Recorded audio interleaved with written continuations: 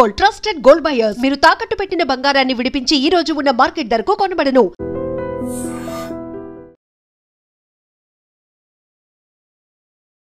Sir మీరు first posting వచ్చేసరికి already మీకు రికార్డ్ దగ్గర నుండి కానిస్టేబుల్ అంటే పిల్లర్ ఆఫ్ పోలీస్. అవును సార్. ఆ బేస్ అంతా మీరు నేర్చుకున్నారు. సార్ కానీ ఎస్ఐ అయిన తర్వాత మరొకసారి మీకు ట్రైనింగ్ ఉంటుంది, మళ్ళీ కానిస్టేబుల్ నుండి అన్నీ ఉంటాయి. నేర్చుకున్నారా? నాకు ఆల్రెడీ వచ్చు అని చెప్పి మీరు డుమ్మా కొట్టారు. అలా ఉండదు సార్. అంటే దీంట్లో చాలా డెప్త్గా మనం నేర్చుకోవాల్సి ఉంటుంది సార్. కానిస్టేబుల్ స్థాయిలో ఎంత నేర్పిస్తారో అంతే ఉంటుంది బేసిక్ ట్రైనింగ్లో. ఎస్ఐ విషయానికి వస్తే ఇంకొద్దిగా డెప్త్గా ఉంటుంది. రికార్డ్స్ మీరు ఆల్రెడీ 7 సంవత్సరాలు కానిస్టేబుల్ పనిచేస్తారు, మీకు ఆ సబ్జెక్ట్ అంతా ఉంది కదా. కొద్ది వరకు ఉపయోగపడుతుంది సార్. కానీ మనం జాగ్రత్తగా లేకపోతే ఎస్ఐ ట్రైనింగ్ అకాడమీలో వచ్చే మార్కులను ఆధారంగానే మన ఫర్దర్ ప్రమోషన్స్, ఇన్స్పెక్టర్ కానీ డిఎస్పీ కానీ ఇదంతా ఆధారపడి ఉంటుంది. కాబట్టి కంపల్సరీగా మనము శ్రద్ధగా చదవాలి, శ్రద్ధగా విని రాస్తేనే మార్క్స్ వస్తాయి సార్. ఫస్ట్ పెరంబూర్ కేసు, శ్రీ పెరంబుదూరులో పట్టుకోవడం. తర్వాత అక్కడ నుంచి నేను ఒక 6 monthsకి ఇండివిజువల్ పోలీస్ స్టేషన్ తొట్టంబేడ్ అని, శ్రీకాళహస్తి దగ్గర ఒక తొట్టంబేడ్ అని ఒక స్టేషన్ ఉంటుంది. ఆ స్టేషన్లో పోస్టింగ్ ఇచ్చారు సార్. అది ఇండివిజువల్ స్టేషను. ఎస్ఐ ఒకరే SHOగా ఉండేది. సో అక్కడ ఒక 2 years పనిచేశాను సార్. ఏముందండి సార్ అక్కడ మీ అచీవ్మెంట్, మీ ఛాలెంజ్ ఏమొచ్చింది, మీ అచీవ్మెంట్ ఏముంది అక్కడ? అంటే సార్ ఒక మనకు తెలుగంగ కెనాల్ ఉంటుంది సార్. అంటే సోమశిల ప్రాజెక్ట్ దగ్గర నుంచి మనకి కొంత వాటర్ను మనము చెన్నై సిటీకి సప్లై చేస్తాం సార్. కొన్ని టీఎంసీల వాటర్ని, మంచినీళ్ళని. అక్కడ నుంచి పోతున్న వాటర్లో కొంతమంది ప్రమాదవశాత్తు, కొంతమంది ఏదైనా క్రైమ్ చేసి మనుషులను అందుపడేయడము, అవి కొట్టుకుంటూ రావడము, ఆ వేలో ఎన్ రూట్లో ఉన్నటువంటి అన్ని రాపూర్ కానివ్వండి, తర్వాత వచ్చే పోలీస్ స్టేషన్ పరిధులన్నీ కూడా దాటి. పెన్షన్ కూడా మీకే వస్తుందా? పెంచల్కోన అనేది అది సపరేట్ సార్, నెల్లూరు జిల్లాలో ఉండేది. ఆ దారిలో ఆ కెనాల్ ఎంబడి తొట్టంబేడుకు ఉంది సార్. ఆ కెనాల్ కొద్ది స్ట్రెచ్. అక్కడ మాకు ఒక శవం ఒకటి కొట్టుకొని పోతా ఉంటే వాటర్లో ఆ శవాన్ని బయటికి తీయడం జరిగింది. అప్పటికి అది ఆల్మోస్ట్ పీలింగ్ స్టేజ్లో ఉంది. అంటే మనం ముట్టుకుంటే ఎక్కడికక్కడ పార్ట్స్ వచ్చేస్తున్నాయి అన్నట్టు. అప్పటికి చేపలు, అవి ముళ్ళులు, ఇవన్నీ అంటే వాటర్లో కంపలు ఇవన్నీ ఉంటాయి కదా, అవన్నీ తగులుకోవడం వల్ల కొద్దిగా డ్యామేజ్ అయ్యి అంతా ఉందన్నట్టు. అది మనకు గ్రామస్తులు చూసి ఒక శవం ఏదో ఒక చెట్టును తగులుకొని ఉంది అనడంతో జాగ్రత్తగా, అంటే అక్కడికే డాక్టర్లు నందు రిక్విజేషన్ ఇచ్చి అక్కడనే పోస్ట్మార్టం చేయడం జరిగింది. జరిగిన తర్వాత కొద్ది రోజులు పోస్ట్మార్టంలో మనకి స్టాబ్ ఇంజరీస్ ఉన్నట్టుగా వచ్చింది. అది మేల్ ఫీమేల్ అండి? Male body sir. Unidentified dead బాడీగా మనం కట్టుంటామే ఫస్ట్. తర్వాత ఇంకా వచ్చినటువంటి పోస్ట్మార్టం దాంట్లో చూసుకొని మర్డర్ కేసుగా ఆల్టర్ చేయడం జరిగింది. అప్పుడు హెచ్ వెంకటేశ్వర్లని సిఐ గారు ఉండేవారు, కరోనాలో చనిపోయారు సారు, మా మొదటి సిఐ గారు ఆయన. ఆ సారు మేము అందరం కలిసి దాని తర్వాత ఎక్కడ బాడీ ఏంది అసలు పర్సన్ ఐడెంటిఫై కాలేదు. మరోవరు మనకి ఎక్కడి నుంచి వచ్చింది తెలియలేదు సార్. మనకు చాలా తక్కువ ఆధారాలు మాత్రమే ఉన్నాయి. అంటే అతను వేసుకున్నటువంటి షర్టు, ప్యాంటు అవి మాత్రమే ఉన్నాయి. అవంతా డ్రై చేసి బాగా అంతా, ఎందుకంటే బాగా డీకంపోజిషన్ స్థితిలో ఉంది కాబట్టి వాటి ద్వారా డైలీ కానిస్టేబుల్ని పంపేవాళ్ళం మేము. కానిస్టేబుళ్ళు ఆ ఎన్ రూట్లో తెలుగంగ కాలు వెంబడి వెళ్తూ గ్రామాలలో జనాలకు ఒక యూనిఫామ్ క్లాత్ లాగా ఉంటుంది, దాన్ని చూపిస్తూ ఏదైనా క్లూస్ ఉంటే క్లూస్ తీసుకొని రావడము, ఏదన్నా మనం ఆ విధంగా మూవ్ చేస్తూ ఉన్నాం సార్. ఒక ఫైన్ డే మేము రాపూర్కి రీచ్ అయింది మా టీము. రాపూర్కి పోయిన తర్వాత సార్ ఎం అనే సింబల్ ఉంది సార్ షర్ట్కి. ఎం అనే సింబల్ తోటి ఉండే 2 టైలర్లు ఉన్నారు సార్ ఇక్కడ. ఎం అని సింబల్ వేసేవాళ్ళు. ఒకరు మూన్ టైలరు, ఇంకొకరు మురళీకృష్ణ టైలర్ అని చెప్పారు. సో వాళ్ళిద్దరి దగ్గరికి ఫోన్లోనే టచ్లో ఉండి వీళ్ళ దగ్గరికి పోమంటే మూన్ టైలర్ మాది కాదని చెప్పాడు. దాంట్లో ఉన్న మురళీకృష్ణ టైలర్ ఈ యూనిఫామ్ నేనే స్టిచ్ చేశాను, ఆ పర్సన్ కొద్దిగా డీటెయిల్స్ ఇచ్చారు.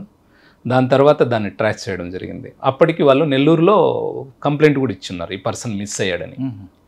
వాళ్ళ విలేజ్కి వెళ్ళి ఇవన్నీ చూపించి ఇది మీ బ్రదర్దే అంటే వాళ్ళ బ్రదర్ నమ్మడు. మా వాడు అంటే యాక్సెప్ట్ చేయలేకపోయారు. మా వాడు చనిపోలేదు, మా వాడు మిస్ అయ్యాడు, కంప్లైంట్ ఇచ్చాము, మేము వేరే దగ్గర కూడా మూఢనమ్మకాలు చూపించాము, మా వాడు ఉన్నాడు బతికే అని చెప్పారని చెప్పి అతను కొట్టిపాడేస్తాడు. ఎంత కన్విన్స్ చేయడానికి కూడా ట్రై చేసినా వినలేదు. తర్వాత మాకు ఆ షర్ట్ జేబులో ఒక చిన్న తాళం చెవి ఉన్నింది సార్, కీ ఉన్నింది. సరే మీ తమ్ముడు ఏం పని చేస్తాడంటే బాలాజీ మొబైల్స్లో ఒక సెల్ ఫోన్స్ రిపేర్ చేసే అబ్బాయి, నర్తకి థియేటర్ ఎదురుగా ఒక బాలాజీ మొబైల్స్ అనే ఒకటి ఉంటుంది నెల్లూరులో. సరే ఆఫీస్లో ఉన్నటువంటి డ్రాగ్ సంబంధించిన కీసా, ఒకవేళ ఓపెన్ అయితే అన్న ఇతను వాళ్ళ బ్రదర్ యాక్సెప్ట్ చేస్తాడని వాళ్ళ బ్రదర్ని పెట్టుకొని పోయి అక్కడ ట్రై చేస్తే అక్కడ కాలేదు సార్. తర్వాత అక్కడ ఉన్న మేనేజర్ని అడిగితే ఈ అబ్బాయి ఎక్కడ ఉంటాడు ఏమంటే వాళ్ళు ఒక ఇల్లు చూపించారు. ఆ ఇంటికి ఉన్నటువంటి తాళము మా చేతిలో ఉన్నటువంటి కీ ఒకే కీ. దాన్ని చూస్తానంటే ఒక చల్లగా ఒక బ్రీజ్ వచ్చేసింది, ఐడెంటిఫై అయింది అని. దాన్ని ఓపెన్ చేస్తానంటే ఓపెన్ అయింది. అప్పుడు వాళ్ళ బ్రదరు మా ఓడేలాగే ఉన్నా అంటే కనుక్కోవడానికి కూడా వీలు లేని విధంగా శవం ఉండడం వల్ల అది జరిగింది. తర్వాత ఇతను ఎందుకు చంపారు, ఎందుకు చనిపోయి ఇంట్లోకి వెళ్ళారా? ఇంట్లోకి వెళ్ళాము. అతనితో పాటు ఇంకొక రూమ్మేట్ ఉన్నాడు సార్. అతను విచారిస్తే కూడా ఇది ఒక కీ నా దగ్గర, ఒక కీ అతని దగ్గర ఉంది సార్. అతని పేరు నాగరాజు, మొబైల్ షాప్లో పనిచేస్తాడు, అతను రిపేర్ చేస్తాడు సెల్ ఫోన్స్ అని చెప్తాడు. సరే ఇంకా ఈ అబ్బాయి వాడే మొబైల్స్ ఏమున్నాయని అప్పట్లో CDRs అంతా పెట్టుకొని కాల్ డాటా అంతా, లాస్ట్ కాల్ ఎక్కడ ఎండ్ అయింది, ఎవరితో మాట్లాడాడు, లాస్ట్ కాల్స్ ఇవన్నీ మాట్లాడాము. దాని తర్వాత ఒక ఇద్దరిని ఐడెంటిఫై చేసి అతన్ని చంపి కారులో తీసుకుని వచ్చి రాపూర్ దగ్గర వాటర్లో విసురుతారు. అది ఒక 7 days తర్వాత మా దగ్గరికి నీళ్ళల్లో కొట్టుకుంటా వస్తుంది సార్. ఎందుకు చంపారండి సార్? వాళ్ళిద్దరూ బాగా ఫైనాన్షియల్ ప్రాబ్లమ్స్లో ఉంటారు. వాళ్ళలో చంపిన వ్యక్తిలో ఒకతను ఏమవుతాడంటే వీళ్ళ దగ్గర పని చేస్తుంటాడు సార్. ఇతను ఏదైతే రాపూర్ దగ్గర విలేజ్ ఉన్నదో ఈ నాగరాజు అనేటువంటి మృతుడు, అతను చిన్నగా ఉన్నప్పుడు ఒక 9th class డ్రాప్అవుట్ స్టూడెంట్ ఒక పిల్లోడు వచ్చి వీళ్ళ దగ్గర పని చేస్తూ ట్రాక్టర్ పని అని చేస్తూ ఉంటాడు సార్. తర్వాత కాలంలో వాడు డిఆర్ ఉత్తమ్ అని మనకు పెద్ద హోటల్ ఉంది సార్ నెల్లూరులో, అక్కడ వ్యాలెట్ పార్కింగ్ చేసుకుంటూ డ్రైవింగ్ అందిపోతూ ఉంటాడు. ఈ క్రమంలో బాగా అప్పుల పాలైపోతాడు. అదే హోటల్లో సెక్యూరిటీగా పనిచేస్తున్నటువంటి ఒక సెక్యూరిటీ ఇన్ఛార్జ్ కొడుకు ఒక అబ్బాయి పరిచయం అయ్యి ఈ చెడు వ్యసనాలతో అప్పుల పాలైపోయి ఒకరికి ఫైనాన్స్ తీసుకొని వాళ్ళకి డబ్బులు చెల్లించే క్రమంలో డబ్బులు లేక ఇబ్బంది పడుతూ ఉంటారు. ఆ టైంలోనే ఈ నాగరాజ్ అనే అతను చిన్నప్పుడు ఎవరైతే వాళ్ళ ఇంట్లో పనిచేసిన అబ్బాయి పరిచయం అవుతారు. ఇతని దగ్గర ఉన్నటువంటి బంగారు, ఈ మెడలో ఉన్న చైన్లు, సెల్ ఫోన్లు ఇదంతా చూసి అతన్ని ఏదన్నా చేస్తే మనకు ఆ ఫైనాన్సియర్ దగ్గర మనం ఇబ్బంది లేకుండా ఉంటామన్న ఉద్దేశంతో ఒక ప్లాన్ వేసి అతన్ని తీసుకెళ్ళి రూమ్లో మందు తాపిన తర్వాత అనుకున్నట్టుగా చంపేసి దాన్ని అంతా కూడా నీట్గా తీసి కారులో పెట్టి, ఆ కారును కూడా ఎయిర్పోర్ట్కి బాడీకి పోతున్నామని ఒక కొబ్బరి బొండాల షాప్ ఒకతను అతని దగ్గర కారును తీసుకొని పాపం ఆ కారులో దాన్ని వేసుకొని వర్షం పడుతూ ఉంటుంది, వస్తారు రాపూర్ సైడ్ ఫారెస్ట్లో పడేయాలన్న ఉద్దేశంతో. ఫారెస్ట్ వాళ్ళు ఉండడంతో యూనిఫామ్లో పోలీసులని భయపడి గూడూరు రోడ్లో పోతూ ఉంటే మనకు తెలుగంగ కెనాల్ కింద పోతుంటుంది, అక్కడ నుంచి ఇసురుతారు. ఒక 7 days తర్వాత మన తొట్టంబేడు పరిధిలో ఉన్నటువంటి తంగెళ్ళపాలెం అనే గ్రామం దగ్గరికి వచ్చి దాన్ని పట్టుకోవడం జరిగింది.